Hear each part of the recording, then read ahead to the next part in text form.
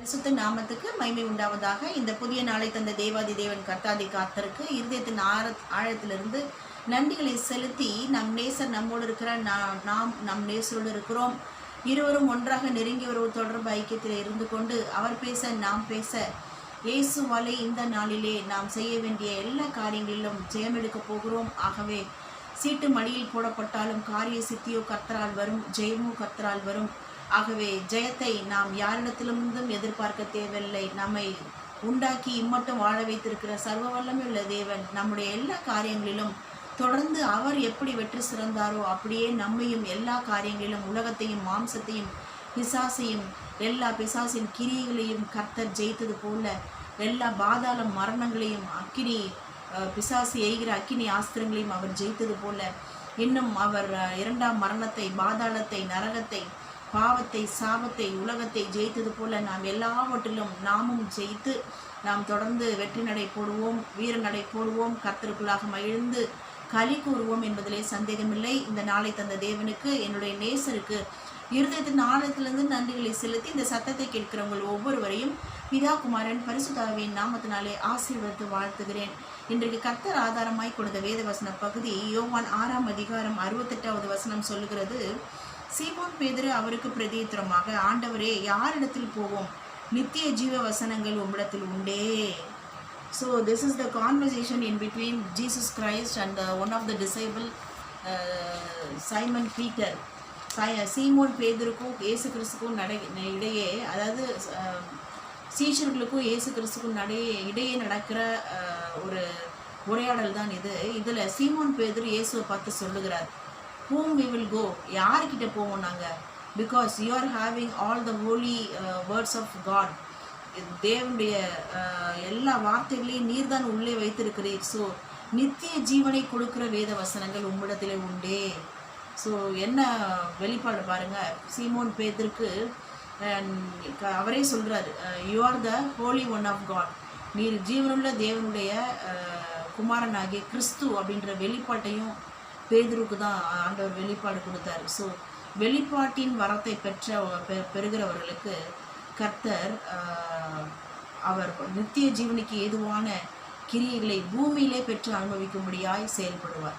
So நாம் கர்த்தரிடத்திலே இங்கே பார்க்குறோம், யாரிடத்திலே போவோம் அப்படின்னு கேட்குற அந்த பேதுருடைய கேள்விக்கு இயேசு கிறிஸ்து தான் வழியும் சத்தியம் ஜீவனுமாக இருக்கிறார், அவரை தவிர வேறு வழி கிடையாது. நாம் நல்ல ஜீவ வழிக்குள்ளாக பிரவேசிப்பதற்கு, நாம் நல்ல தேவனுடைய சித்தத்தை நிறைவேற்றுவதற்கு, நாம் ஆசீர்வாதமாய் சந்தோஷமாய் சமாதானமாய் வாழ்வதற்கு இயேசுவை தவிர வேறு வழி இல்லை என்பதை தெளிவாய் whom we will go என்று சொல்லி பேதுரு தெளிவாய் வெளிப்படுத்துகிறார். ஸோ வெளிப்பாட்டின் வரத்தோடு கூடியவர்களுக்கு கர்த்தர் நித்திய ஜீவனை இந்த பூமியிலே பெற்று அனுபவிக்கும்படியாய் செயல்பட்டு கொண்டே இருப்பார். ஸோ எதை குறித்தும் நாம் கலங்கவோ பயப்படவோ தேவையில்லை. நித்திய ஜீவனை தருகிற வேத வசனங்கள் உம்மிடத்திலே உண்டே. You are having all the words of the eternal life. அப்போது நித்திய ஜீவனை இந்த பூமியில் பெற்றுக்கொள்ளணுன்னா நமக்கே நல்லா தெரியுது, இந்த வேத வசனங்களை நாம் கேட்கணும். வேத வசனங்களை ஊழியக்காரர்கள் மூலமாக பிரசங்கிக்கப்படும் போது அதை நாம் கேட்கணும், வேத வசனங்களை வாசிக்கணும், வேத வசனங்களை தியானம் பண்ணணும், வேத வசனங்களை ஆராய்ச்சி செய்து பார்க்கணும். ஸோ இந்த காரியங்களை நாம் வேத வசனத்தோடு கட்டப்பட்ட வாழ்க்கைக்குள்ளாக இருக்கும்போது கண்டிப்பாக நித்திய ஜீவனை பூமியிலே பெற்று அனுபவிப்போம். நித்திய ஜீவனை நாம் எப்படி பெற்று அனுபவிப்பது இந்த பூமியில் என்று பார்ப்போம். ஆனால் முதலாவது யாரிடத்திலே போவோம்? இயேசுவிடத்திலே வருவோம் என்று சொல்லி இயேசுவிடத்திலே நாம் இன்னும் ஆழமான அவருடைய உறவு ஐக்கியத்துக்குள்ளாக நாம் வர வேண்டும். ரெண்டாவது வேத வசனத்தோடு கட்டப்பட்டு வாழ்ந்திருக்க வேண்டும். மூன்றாவதாக பார்க்கிறோம், இங்கு இது பேதுரு சொல்லுகிறார், நித்திய ஜீவனை பெற்றுக்கொள்வது மாத்திரமல்ல, நாங்கள் உண்மை குறித்து நீ ஜீவனுள்ள தேவனுடைய குமாரனாகிய கிறிஸ்து அப்படின்ற வெளிப்பாட்டு சொன்னோன்னே இதை நாங்கள் விசுவாசித்தும் அறிந்தும் பெற்றிருக்கிறோம். அப்படின்னா நம்ம தேவனை தொடர்ந்து விசுவாசித்து கொண்டே இருக்க வேண்டும். அடுத்தது தேவனை அறிகிற அறிவிலே வளர வேண்டும். ஸோ எப்படி அறிகிற அறிவு வளரும்? வேதத்தை கேட்கறதுனால, வேதத்தை வாசிக்கிறது மூலமாக நமக்கு தேவனை அறிகிற அறிவில் நம்ம வளர முடியும். ஸோ அப்போ 3 காரியத்தை பார்க்குறோம். ஒன்று, அவருடைய ஆழமான உறவு தொடர்பு ஐக்கியத்துக்குள்ளே, இன்னும் ஆழமான நெருக்கத்துக்குள்ளே, தேவனோடு கூடிய நெருக்கத்துக்குள்ளே நாம் வரணும். யாரிடத்திலே போவோம்னா இயேசுவிடத்திலே வருவோம் என்று சொல்லி வர வேண்டும். ரெண்டாவது, வெளிப்பாட்டோடு கூடிய தீர்க்க தரிசனமான வெளிப்பாட்டோடு கூடிய அந்த வெளிப்பாட்டின் ரகசியங்களை, அர்த்தங்களை வேத வசனத்தின் மூலமாக தேவனிடத்தில் தான் அந்த நித்திய ஜீவனை கொடுக்கிற வேத வசனங்கள் உண்டு என்பதை வேதத்தை வாசித்து கேட்டு படித்து நாம் ஆராய்ச்சி செய்து தியானம் பண்ணி அதை அறிந்து கொள்ள வேண்டும்.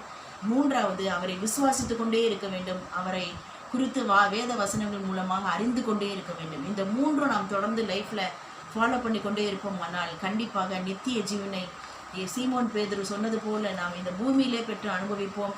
எந்த போராட்டங்களும், உபத்திரங்களும், சவால்களும், பாடுகளும், பலவீனங்களும், தரித்திரியங்களும், வறுமைகளும், கடன் பிரச்சனைகளும், நிந்தைகள், அவமானங்களும் ஒன்றும் நம்மை சேதப்படுத்த முடியாது. காரணம், நாம் கர்த்தரை முன்பதாக வைத்திருக்கிறோம். காரணம், வேத வசனத்தை முன்பதாக வைத்து செயல்படுகிறோம். காரணம், பரிசுத்த ஆவியானவருடைய ஆளுகை ராஜ்யம் வழிநடத்தலுக்குள்ளாக இருந்து அவர் நம்மை ஆப்ரேட் பண்ணுகிறார். ஸோ முற்றும் ஜெயங்குள்ளவர்களாய் கண்டிப்பாய் இந்த காரியங்கள் நம்மை நிறுத்துமே ஒழிய ஒருபோதும் என் ஜனங்கள் வெட்கப்பட்டு போக முடியாது. கர்த்தரை விட மாட்டார். ஆகவே நாம் தொடர்ந்து சந்தோஷமாய் மகிழ்ந்து கழி கூறும்படியாய் எண்ணி முடியாத அதிசயங்கள், ஆராய்ந்து முடியாத பெரிய காரியங்களை கர்த்தரிடத்திலிருந்து பெற்று ஜெயகிறிஸ்து ஜெயமாய் நடத்தி நாமை மகிழ பண்ணுவார். கர்த்தர் தாமே உங்கள் யாவரையும் இந்த வார்த்தையின்படியாக ஆசீர்வதிப்பாராக. ஆமேன். God bless you all.